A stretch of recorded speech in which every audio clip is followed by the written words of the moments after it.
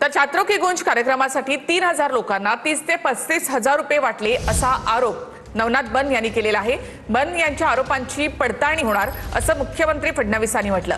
तर राहुल गांधींच्या कार्यक्रमाची भाजपला धास्ती असल्याची टीका काँग्रेसनं केली आहे।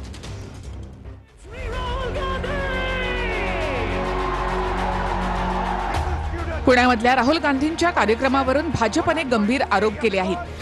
कार्यक्रमासाठी 3,000 लोकांना प्रत्येकी 30 ते 35,000 रुपये वाटले गेले असा आरोप भाजपचे प्रवक्ते नवनाथ बन यांनी केलाय। आज सकाळी पत्रकार परिषद घेत नवनाथ बन यांनी काही व्हिडिओ दाखवत काँग्रेसवर गंभीर आरोप केले आहेत। त्यानंतर त्यांनी काँग्रेसला काही प्रश्नही विचारले।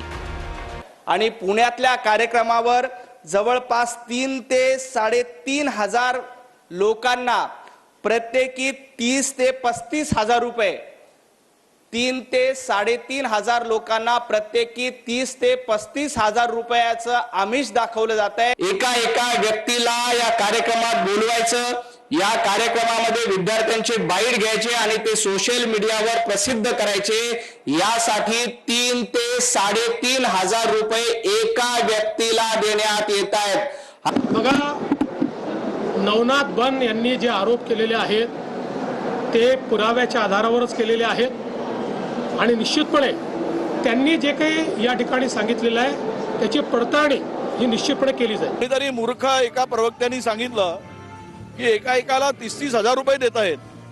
अरे महाराष्ट्र लुटून खाणाऱ्यांनो, थोडी तरी शरम ठेवा।